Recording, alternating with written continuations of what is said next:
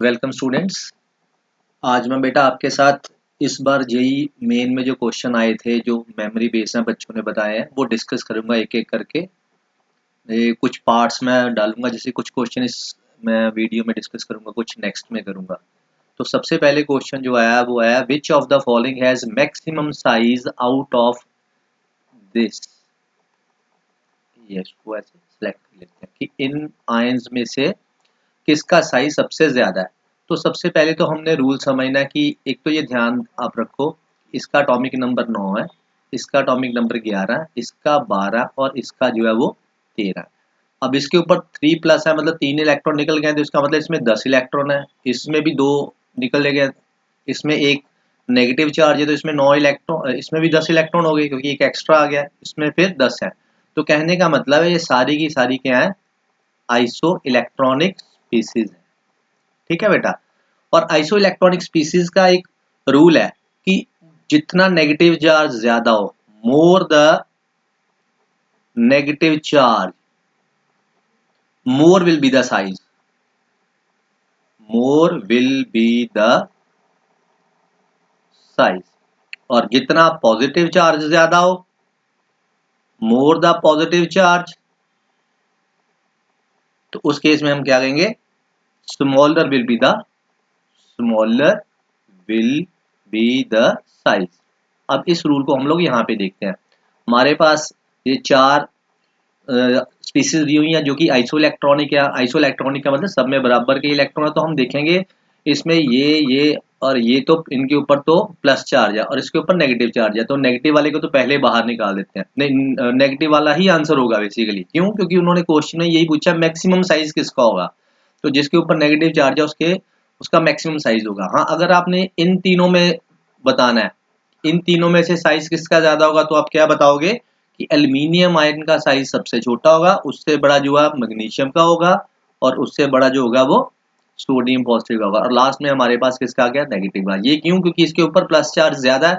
मैंने अभी बताया जिसका प्लस चार्ज ज्यादा उसका साइज उतना छोटा, तो इसका मतलब इसका सबसे छोटा, इसका चार्ज कम है तो इसलिए साइज थोड़ा बड़ा, इसका उससे बड़ा, और ये क्योंकि नेगेटिव चार्ज है तो इसका साइज उससे भी ज्यादा बड़ा है। ठीक है बेटा, होप आपको ये क्लियर हो गया होगा। नेक्स्ट क्वेश्चन देखते हैं हम लोग। नेक्स्ट क्वेश्चन में क्या हमारे पास, इसको नीचे कर लेते हैं क्वेश्चंस को। एक मिनट। हाँ जी, ये नेक्स्ट क्वेश्चन है, IUPAC name of the given species. तो अब हमने यहाँ पे आईयूपैक नेम करना है। तो आईयूपैक नेम का हमें रूल पता है कि हम सबसे पहले तो चेन, पहले तो देखते हैं कि इसमें फंक्शनल ग्रुप कौन से है, साइड चेन कौन से है, और चेन सिलेक्ट करनी है, लॉन्गेस्ट चेन। अब यहाँ पे हमने क्या देखना है बेटा, यहाँ पे हमने ये चीज देखनी है कि हमारे पास कौन सा जो कंपाउंड है वो कौन सी जो है वो ऑप्शन सही होगी। तो अगर आप चेक करो तो इसमें 2 फंक्शनल ग्रुप है, एक हमारे पास ये फंक्शनल ग्रुप लगा हुआ और एक ये फंक्शनल ग्रुप लगा हुआ है। ठीक। अब 2 फंक्शनल ग्रुप अगर हो तो उसमें से 2 फंक्शनल ग्रुप है हमारे पास। ठीक है बेटा, 2 फंक्शनल ग्रुप, कलर चेंज कर लेता हूँ क्योंकि ये ब्लैक है। तो हमारे पास 2 फंक्शनल ग्रुप है इस। अब दोनों के दोनों तो प्रिंसिपल एक्ट नहीं कर सकते, तो एक इसमें से प्रिंसिपल फंक्शनल ग्रुप एक्ट करेगा और एक करेगा एज ए साइड चेन का काम करेगा। तो यहाँ पे कार्बोक्सिलिक एसिड ग्रुप है और एक हमारे पास एस्टर ग्रुप है, तो इसकी प्रेफरेंस ज्यादा होती है, इसकी प्रेफरेंस कम होती है। इसका मतलब ये साइड चेन का काम करेगा और ये हमारा जो है वो मेन प्रिंसिपल फंक्शनल ग्रुप होगा। पहली बात तो ये। दूसरी बात है, उसके बाद होता है कि नंबरिंग कहाँ से स्टार्ट करनी है। मान लो ये वाली चेन हमने सेलेक्ट कर ली, ये चेन सेलेक्ट हो गई। अब उसके बाद है कि हम इस तरफ से इस तरफ को नंबरिंग करें या इस तरफ से इस तरफ को नंबरिंग करें। तो जो कार्बोक्सिलिक एसिड है इसकी सबसे ज्यादा प्रायोरिटी इसको दी जाती है। मैं तो उसको बोलता हूँ कि ये अमिताभ बच्चन है। अमिताभ बच्चन का एक डायलॉग है फिल्म का कि मैं जहां खड़ा होता हूँ लाइन वहीं से स्टार्ट होती है। तो इसका मतलब कि हमें ये नंबरिंग यहाँ से स्टार्ट करनी है, 1 2 3 एंड 4। तो इसका मतलब कि ये साइड चेन हो गई, एक हमारे पास ये वाली साइड चेन हो गई। ठीक है। अब कैसे करेंगे इसमें, अब देखेंगे सबसे पहले हम किसका बताएंगे, पहले हम इसका बताएंगे फिर इसका बताएंगे। ठीक है जी। अब देखो क्यों, क्योंकि ये देखो यहाँ पे अब इसको 2 हिस्सों में बांट देना है। हमारे पास ये वाला पार्ट है, इस पार्ट को हम लोग बोलते हैं मिथॉक्सी और इसको बोलते हैं हम लोग कार्बोनिल। तो ये किस कार्बन पे लगा हुआ है? थर्ड कार्बन पे लगा हुआ है। तो यहाँ पे देखो 3 के ऊपर ये लिखा हुआ, 3 के ऊपर मिथॉक्सी कार्बोनिल, और 2 के ऊपर क्या आएगा हमारे पास? मिथाइल। 2 पे मिथाइल है, तो 4 कार्बन है, ब्यूटेन प्लस यूरिक एसिड। तो ये वाली ऑप्शन हमारी जो है वो सही होगी। ठीक है बेटा। अब नेक्स्ट क्वेश्चन देखते हैं हम लोग। नेक्स्ट क्वेश्चन क्या है हमारे पास? हाँ जी, नेक्स्ट क्वेश्चन देखें। नेक्स्ट क्वेश्चन में कि हमने बॉइलिंग पॉइंट बताना है कि किसका सबसे ज्यादा है। देखो बॉइलिंग पॉइंट का सिंपल सा रूल है। वो रूल क्या है हमारे पास कि जितना एलिवेशन ज्यादा होगा, higher the elevation in boiling point, जितना बॉइलिंग पॉइंट में एलिवेशन ज्यादा होगा उतना ही हायर क्या होगा हमारा बॉइलिंग पॉइंट। अब अगर यहाँ पे हमने बॉइलिंग पॉइंट बताना है तो हम पहले उसकी वो लिख लेते हैं कि हमारे पास बॉइलिंग पॉइंट का ये फॉर्मूला है, हमें पता है। अब किसका बॉइलिंग पॉइंट ज्यादा होगा? बॉइलिंग पॉइंट के लिए हमें यहाँ तो अब मैंने क्या बताया कि जिसमें एलिवेशन ज्यादा होगा उसका बॉइलिंग पॉइंट ज्यादा होगा। अब बॉइलिंग पॉइंट इन 3 चीजों के ऊपर डिपेंड करता है। के बी तो कांस्टेंट रहेगा सभी के लिए, तो हम ये 2 चीजें चेक करते हैं, एक आई फैक्टर और एक एम फैक्टर। अब आई फैक्टर हमने पहले तो देखना है कि आई फैक्टर क्या है। आई फैक्टर के हिसाब से अगर मैं देखूं तो यहाँ पे आई फैक्टर क्या आएगा? 2, यहाँ पे भी क्या आएगा? 2, यहाँ पे भी क्या आएगा? 2, क्योंकि ये डिसोशिएट नहीं होता तो ये एज इट इज रहेगा, तो इसका आई आएगा 1। मतलब इन 4 ऑप्शन में से एक ऑप्शन तो हमारी निकल गई। अब उसके बाद हमारी बात आ गई कंसंट्रेशन के ऊपर। तो कंसंट्रेशन देखनी है कि किसकी कंसंट्रेशन सबसे ज्यादा है, क्योंकि ये इसके डायरेक्टली प्रोपोर्शनल है। अब इन सब में से किसकी कंसंट्रेशन सबसे ज्यादा है? आपको पता है ये 10⁻⁻2 ज्यादा होता है। इसको हम लोग ऐसे भी लिख सकते हैं 0.01, इसको लिखेंगे 0.001, इसको लिखेंगे हम लोग 0.0001। तो आप खुद देखो ये वाली वैल्यू ज्यादा है, इसका मतलब इसकी सी ऑप्शन जो है वो सही होगी। इसका मतलब किसमें सी सबसे आगे लिखा हुआ है? एक यहाँ पे लिखा हुआ है और एक यहाँ पे लिखा हुआ है। अब दोनों सी में के बाद हम नेक्स्ट देखना है कि हमारे पास ये वाली वैल्यू कौन सी है? बी की। तो ये बी कहाँ पे आ रहा है? इसमें आ रहा है। इसका मतलब हमारा आंसर कौन सा हो गया? ये वाला हो गया। ठीक है, ये सेकंड वाला। तो नेक्स्ट क्वेश्चन देखते हैं। नेक्स्ट क्वेश्चन कौन सा है हमारे पास? नीचे कर ले।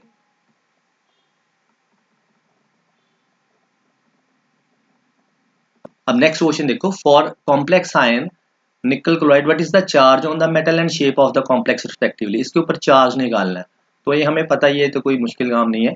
इसको x मान लेते हैं, इसकी -1 है, तो क्या आएगा? x plus 4 into -1 equal to, क्योंकि जितना पूरे के ऊपर चार्ज होता है वो दूसरी तरफ लिख देते हैं, तो यहाँ पे क्या आ जाएगा? 4 दूसरी तरफ चला जाएगा तो हमारे पास +2 आ जाएगा। अब इसके बाद इसका मतलब हमारा एक या तो ये आंसर हो सकता है या ये वाला आंसर हो सकता है। उसके बाद हमने देखनी है कि इसके केस में कौन सी शेप बनेगी। तो इसके लिए हम लोग क्या करेंगे? निकल की कॉन्फ़िगरेशन लिखेंगे। निकल की कॉन्फ़िगरेशन क्या होती है? इसका एटॉमिक नंबर होता है 28। इसका मतलब 4s2 3d8 आएगा। और क्योंकि इस कंपाउंड में निकल हमारे पास क्या है? 2 पॉजिटिव, तो यहाँ से ये 2 इलेक्ट्रॉन जो है वो निकल जाएंगे, तो हमारे पास 3d8 रह जाएगा। अब 3d8 को अगर मैं इस तरह से बनाऊं तो ये हमारे पास बनेंगे 8 इलेक्ट्रॉन 3d8। ठीक है, उसके बाद ये 4s आ जाएगा और उसके बाद ये 4p आ जाएगा। अब हमने देखना है कि हमारा जो इसके पास लीगेंड आ रहा है वो लीगेंड कौन सा है? वो लीगेंड है क्लोराइड एंड, जो कि एक वीक फील्ड लीगेंड है। वीक फील्ड लीगेंड है, मतलब वीक फील्ड होने से क्या होता है कि स्प्लिटिंग ज्यादा नहीं होती है। ठीक है, वीक फील्ड लेन होने की वजह से क्या है कि वो पेयरिंग नहीं करवा पाते, हाई स्पिन कॉम्प्लेक्स बनते हैं। इसका मतलब कि ये जो अनपेयर्ड इलेक्ट्रॉन है ये इनकी पेयरिंग नहीं हो पाएगी, तो उसका मतलब ये आगे से अपना क्लोराइड आयन का एक इधर को पेयर डोनेट करेगा, लोन पेयर इधर इधर और इधर को करेगा। मतलब ये वाले 4 ऑर्बिटल जो यूज होंगे, जो जो क्या बनते हैं? sp3। और sp3 की शेप क्या होती है? टेट्राहेड्रल। इसका मतलब इन दोनों में से ये वाला हमारा सही आंसर हो गया। ठीक है बेटा। अब देखते हैं नेक्स्ट क्वेश्चन क्या है हमारे पास। नेक्स्ट क्वेश्चन देखते हैं। हाँ जी, which of the following acid is the known as vitamin C. तो इसकी मैंने एक शॉर्ट भी डाला हुआ है अपने चैनल के ऊपर, आप वो भी देख सकते हो, याद करने का तरीका, ताकि ये क्वेश्चन ऐसे आ भी जाए तो मुश्किल ना हो। तो इसका आंसर हमारे पास है एस्कॉर्बिक एसिड। एडिपिक एसिड क्या होता है? ये हम लोग यूज करते हैं नाइलॉन 6 की बना, जब वो बनाते हैं नाइलॉन 6। ये बेसिकली इसको बोलते हैं हम लोग एडिपिक एसिड। एस्पार्टिक एसिड भी कुछ इसी तरह का है, यहाँ पे COH भी लगा होता है और NH2 भी लगा होता है और इस तरफ भी COH होता है। ये इसी तरह से ये एस्पार्टिक एसिड है, ये ग्लूटारिक एसिड होता है। तो ये आपको पता होने चाहिए। ये जो एडिपिक एसिड है ये नाइलॉन 66 में हम लोग यूज करते हैं, वहाँ पे हेक्सामिथिलिडाइमीन और एडिपिक एसिड से बना के तो हमारे पास नाइलॉन 66 बनता है पॉलीमर। ठीक है बेटा, नेक्स्ट देखते हैं हम लोग। नेक्स्ट क्वेश्चन है हमारे पास, an electron of helium 2 positive is present in the third excited state. तो थर्ड एक्साइटेड स्टेट में हमने देखना है, तो इसमें हमने क्या देखना है, इसको एक नीचे यहीं पे मैं इसको सॉल्व कर देता हूँ। अब देखो इसमें सबसे पहले तो क्या देखना, उसने हमारे से पूछा है डी ब्रॉगली वेवलेंथ। हमें पता है कि जो बोहर मॉडल था उसको वेरीफाई किया था डी ब्रॉगली ने। तो डी ब्रॉगली हमने वो क्वांटाइजेशन ऑफ एंगुलर मोमेंटम पढ़ी थी, mvr is equal to n into h by 2 pi. ठीक है, तो यहीं से अगर हम लोग फॉर्मूला बनाते हैं तो हमारे पास क्या बनता है, 2 पाई r, मतलब 2 पाई को इस तरफ ले गया तो मेरे पास ये क्या आ गया, n ओवर 2 पाई r इधर चला गया, mv इस तरफ आ गया, h बाय mv। ठीक है, तो mv इधर आ गया, r इधर रह गया। हाँ जी ठीक है, ये वाला पोर्शन हमारे पास बन गया। ये आपने पढ़ा, उसको यहाँ पे हम लोग वेवलेंथ लिख देंगे। अभी भी थोड़ी सी गलती लग रही है, एक मिनट एक मिनट एक मिनट। हमने डी ब्रॉगली वेवलेंथ पढ़ी थी, जैसे lambda is equal to h by m v. तो आप देखो ये यहाँ पे एच बाय एम वी है, तो इसकी जगह पे मैं लैम्डा फिल कर सकता हूँ। तो मेरे पास क्या आ जाएगा, 2 pi r is equal to n into lambda. अब मुझे क्वेश्चन में ये पूछा है कि ये डी ब्रॉगली वेवलेंथ निकालो थर्ड एक्साइटेड स्टेट में। कहने का मतलब है, मैं आपको बता देता हूँ, मान लो जो थर्ड एक्साइटेड स्टेट है इसमें इलेक्ट्रॉन मूव कर रहा है, अभी अभी इलेक्ट्रॉन मूव कर रहा है, तो इसकी वेव, क्योंकि ये इलेक्ट्रॉन पार्टिकल है तो ये जब ये ऐसे मूव करेगा तो इसके साथ वेव बनेगी, and that wave should be in phase, तभी फिक्स रहेंगी ना नंबर ऑफ वेव्स। तो इसी से ये फॉर्मूला बना था कि जो सरकमफ्रेंस ऑफ द ऑर्बिट होता है वो हमेशा इंटेग्रल मल्टीपल ऑफ, ये सरकमफ्रेंस है सर्कल का, it is integral multiple of wavelength of the electron, wavelength of the wave associated with the electron which is revolving in this orbit। तो अब हम क्या करेंगे, इसी फॉर्मूले से हमारा सारा कुछ निकलेगा। हमें रेडियस रेडियस यहाँ पे पुट करना है। अब रेडियस के लिए क्या करेंगे, देखो यहाँ पे मैं दोबारा से लिखता हूँ, मेरे पास ये बनेगा एक तरह का lambda is equal to n, lambda is equal to, मैं इसको इस तरफ लिख देता हूँ, इसको मैं इस तरफ लिख देता हूँ। एन मेरे पास क्या है, मैंने एक्साइटेड स्टेट कौन सी है, यहाँ पे हमारे पास एक्साइटेड स्टेट मेरे पास है थर्ड एक्साइटेड स्टेट है, तो यहाँ पे मेरे पास क्या आएगा, ये 3 आ जाएगा। एन नहीं 3 नहीं 4 आएगा, क्यों वो बताता हूँ क्यों। देखो ये 2 3 4, जैसे ये सपोज करो N1 है, ये N2 है, ये N3 है और ये क्या है N4 है।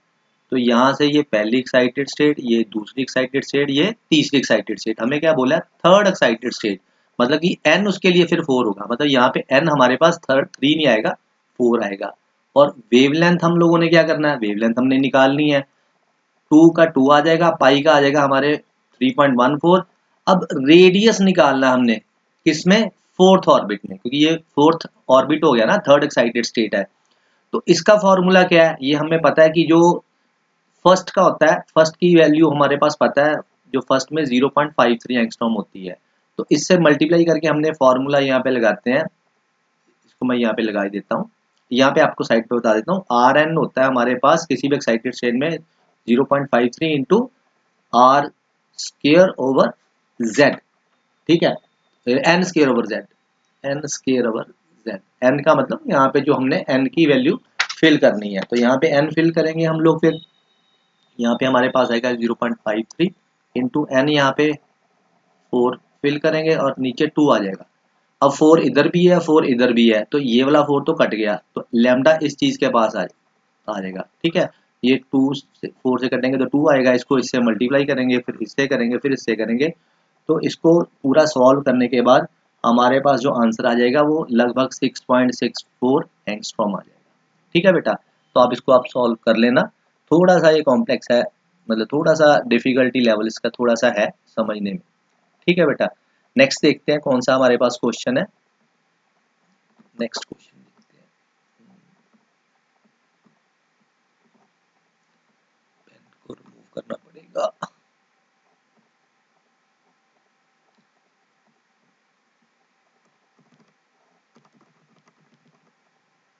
हाँ जी, ये देखो नेक्स्ट क्वेश्चन है, which of the following show positive Fehling test. अब हमें पता है कि फेलिंग टेस्ट क्या होता है। फेलिंग टेस्ट हम लोग एल्डिहाइड कीटोन की को टेस्ट करने के लिए करते हैं कि एल्डिहाइड है या कीटोन। एक तो इसके लिए होता है, जैसे हमने यहाँ पे 3 टेस्ट एल्डिहाइड कीटोन में पढ़ते हैं, एक जैसे टॉलरेंट रीजिएंट करते हैं मेन, एक फेलिंग सोल्यूशन करते हैं, बेनेडिक्ट सोल्यूशन करते हैं। तो ये डिफरेंशिएट करता है एल्डिहाइड और कीटोन में, ठीक है। फेलिंग सोल्यूशन भी सेम ऐसे है, एल्डिहाइड और कीटोन में करता है, पर फेलिंग सोल्यूशन की एक खास बात क्या है कि फेलिंग सोल्यूशन जो है वो एलिफेटिक और एरोमेटिक में भी करता है, एलिफेटिक में भी करता है और एरोमेटिक में भी करता है। तो अब हमने ये देखना है कि इसमें सबसे पहले देखो ये इधर भी अपना एरोमेटिक कंपाउंड लगा हुआ है, बेंजीन रिंग इधर लगी है, ये यहाँ पे कार्बन चेन लगी है बीच में, ये मतलब ये हमारे पास कीटोन है एसीटोफिनोन। यहाँ पे अल्कोहल है, ये रह गया, ये नहीं होगा। यहाँ पे एक एल्डिहाइड है, ये एल्डिहाइड अब कौन सा है, एरोमेटिक है। तो मैंने क्या कहा था कि एरोमेटिक ये टेस्ट नहीं देते, इसका मतलब ये ऑप्शन भी खत्म हो गई। अब हमारे पास कीटोन है, कीटोन भी ये नहीं देते, तो एक ही ऑप्शन रह गया। वैसे भी ये एरोमेटिक है और ये वाला एलिफेटिक है। अब ये कैसे पता लगा कि एलिफेटिक है, क्योंकि जो ये जो फंक्शनल ग्रुप है ना, ये जिस कार्बन के साथ लगा है वो sp3 है। एलिफेटिक में कार्बन sp3 होते हैं, ठीक है, सिंपल चेन में। अगर ये रिंग के साथ लगा होता, क्योंकि ये वाला जो ये कार्बन है ये आपके पास sp2 है, ठीक है, ये sp3 है, तो इसलिए ये एलिफेटिक ये हमारे पास बन गया, ये एलिफेटिक बेसिकली है और ये साइड चेन हो गई। तो इसका ये ऑप्शन, ये जो आंसर होगा ये वाला होगा। नेक्स्ट इसी तरह से हम लोग कर सकते हैं अगले वाला क्वेश्चन, कि हमारे पास ये कंपाउंड दिया हुआ है, उसने कहा है कि पार्शियल प्रेशर कार्बन डाइऑक्साइड का इतना एटमॉस्फेयर दिया हुआ है, टोटल प्रेशर इतना है। अगर टोटल इतना है, कार्बन डाइऑक्साइड का कितना दिया हुआ है, इसका इसका दिया हुआ है 0.4 एटमॉस्फेयर एट इक्विलिब्रियम, कोई बात नहीं।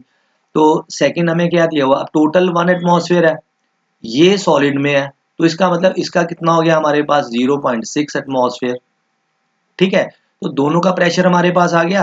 अब प्रेशर हम लोग केपी कैसे निकालते हैं, केपी होता है जो प्रेशर प्रोडक्ट का ऊपर लेते हैं नीचे रिएक्टेंट का। अब रिएक्टेंट तो है ही सॉलिड स्टेट में, इसलिए इसका तो लेना नहीं, तो इसका प्रेशर लिखेंगे प्रेशर अमोनिया का, और ऊपर जो स्टोइचियोमेट्रिक कोएफिशिएंट है इनटू प्रेशर कार्बन डाइऑक्साइड का, और स्टोइचियोमेट्रिक यहाँ पे एक है तो एक ही आएगा। तो अब इसकी वैल्यू हमें गिवन है कितनी है 0.6, तो यहाँ पे आप फिल कर दो 0.6 इंटू 2, तो साथ में क्या आएगा 0.4। अब इस सभी को मल्टीप्लाई करने के बाद मेरे पास आ जाएगा 0.144 एटमॉस्फेयर। तो यहाँ पे ये वाला इसका आंसर है, ठीक है बेटा। तो आप ये दोबारा से एक बार देख लेना, तो होप आपको समझ लग जाएगी। तो नेक्स्ट क्वेश्चंस और जो मेरे पास है मैं आगे डिस्कस करूंगा जेई में जो आए हैं, ठीक है। ये सारे मेमोरी बेस्ड हैं जो बच्चों ने बताए। थैंक यू बेटा।